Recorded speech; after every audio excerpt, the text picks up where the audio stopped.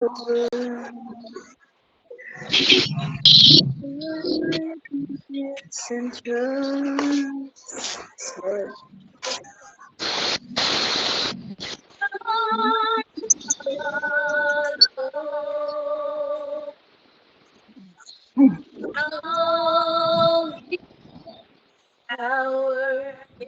powerful and trust. Now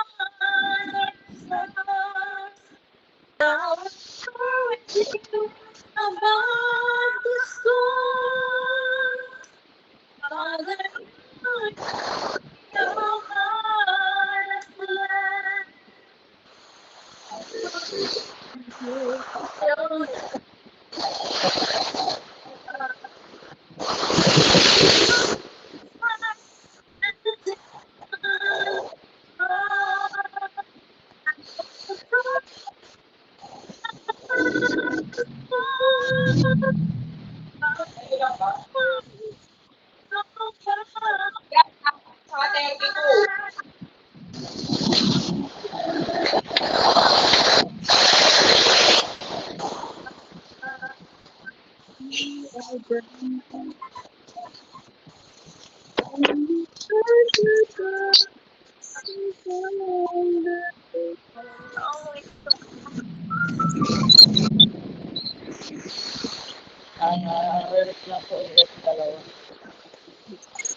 Yan, amen. Betot nga na, we need to fight stress daw po. Pinalain daw natin po yung kapangyarihan ng Diyos na umiibig sa atin, nagmamahal sa atin, yung kapangyarihan niya na gumagawa mga buhay. Yung kapangyarihan na nagsasabi sa atin.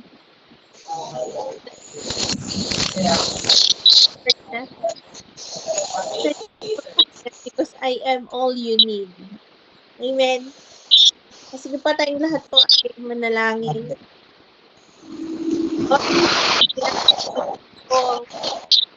Nagpapasalamat, dumadakil ulo lahat ng pangalan. Patuloy ka namin pinararangalan, patuloy ka namin tinataas.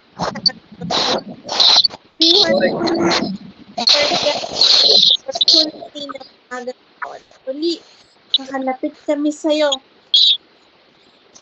Isang nagkakais puso. Bilang yung mga anak, bilang yung mga lingkod, kilala kami sa'yo. At sa iyong sinasalita namin sa umaga ko na walang ibang karapat-dapat ng aming papuri, walang ibang karapat-dapat sa ating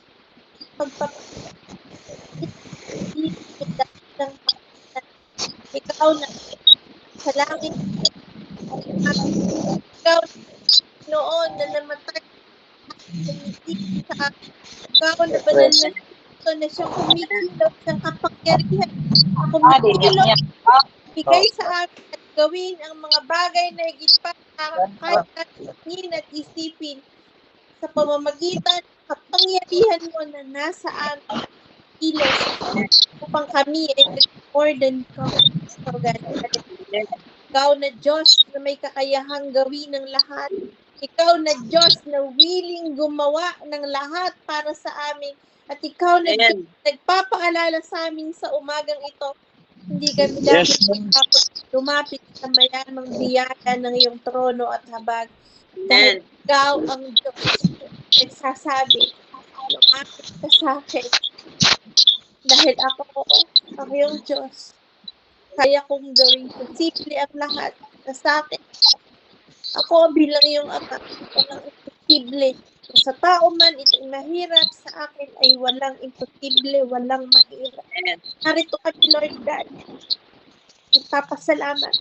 Buong puso, itiwala. Buong pananampalataya na dumudulog sa iyo, Lord God, na ikaw ang pumatagpo. Ang bawat itapos naming panalangin sa umagang ito. Patuloy na complete recovery, divine touch, sa buhay ng lingkod, Pastora Maria Luisa Ito Pacheco. Gusto ko napakang dakilang ko sa lahat ng mga bagay na nagawa mo na, sa lahat ng mga bagay na ginagawa mo at gagawin mo pa, Lord. Napakagay na po improvement ng sugat sa lahat ng mahayat na parangalan na kailang Diyos sa kanyang buhay. Patuloy ka mag-supply ng lakas, Panginoon. Panginoon, na tumupo completely lahat ng cancer cells in the name of Jesus. Normalize lahat.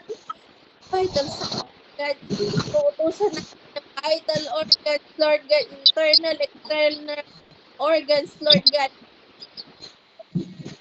Milos sa tamang function, normal function of all the body's organs in the name of Jesus. Ikaw ang Diyos na protekta sa God. Ikaw ang Diyos na magbalik ng lahat.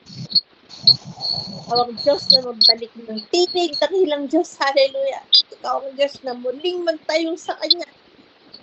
Sa gitna ng iyong mga anak, sa gitna ng iyong mga likod upang ipatupad ang gaan makakadakita sa kanyang buhay. Gaano kakadakita sa amin. Ngayon din, Panginoon, tinataas namin sa iyo ang aming minamahal na magagawa, ang aming magulang na babae, Pastora Elvira Eson Ramos. Lord. Kaya namin, Lord, napasalamat. Nagpapasalamat dahil nagkaroon ng mild stroke. Nagpapasalamat kami na despite the mild stroke, you are the God who was in control, will be in control, and will always be in control of the situation, oh God. That you are the healing and the healing God upon her life in the name of Jesus. Hallelujah. Hallelujah. Yan po, Panginoon, yung pagkangiwi, large speed, mahinang kaliwang mahinang kaliwang paa, God, every vital organs, all the body normally in the name of Jesus. So God, hallelujah. Ikaw ang tumunaw nung lahat ng bara sa utak. God, Jesus, right now, sa namin pangako ng iyong salita, ang kapangyarihan mo ang kumikilos sa aming mga buhay. Kakayahang kumilos, Lord God, upang ibigay ang higit pa sa kaya naming hingin at isipin. Right. Amen. Welcome to Lord. Name of Lord. Jesus. Hallelujah. Hallelujah. Naging buhay ko ng aking magulang na babae financially, oh God, hallelujah, at sa buhay ng bawat isa, Lord God, hallelujah, hindi mo lamang kami pinagagaling physically, Lord God. Ikaw ang Diyos, kaya umabot ng aming mga pinansyal na pangangailangan, oh God. Kilala mula ulo hanggang paa.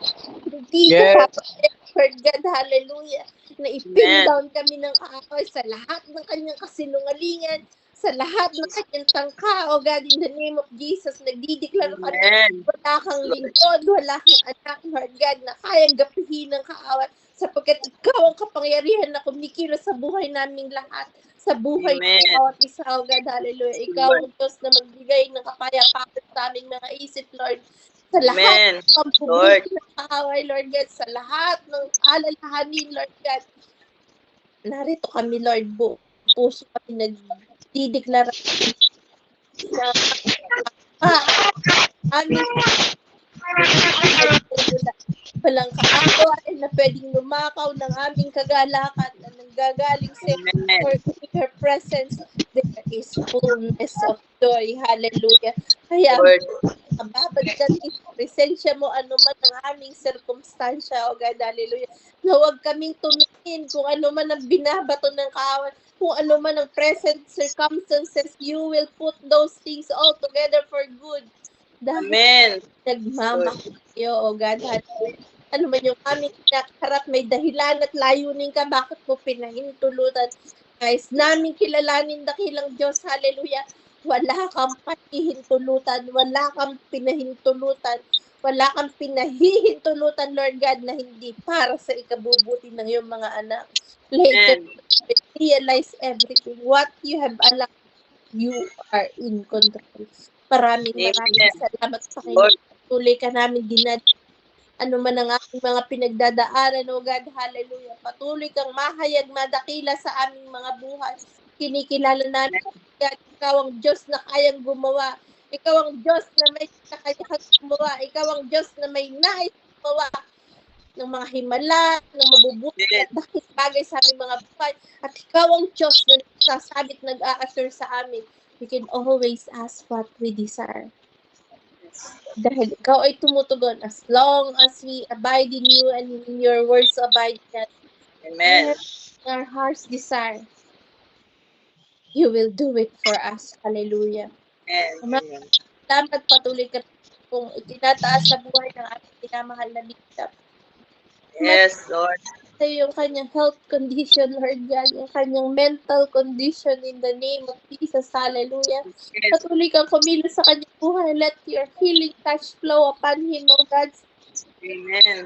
Buong pagkatao niya, dakilang Diyos. Hallelujah. Winawasak namin lahat ng pagkaklang ng kaaway, lahat ng sakit at karamdaman ng lalagay na kaaway sa kanyang buhay.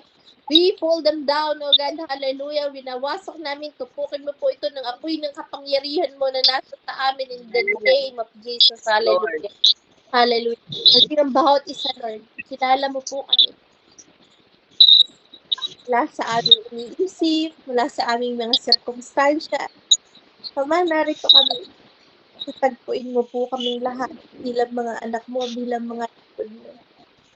Ikaw na nangako. You are the God who could bless us exceeding abundantly. Amen. All in all things.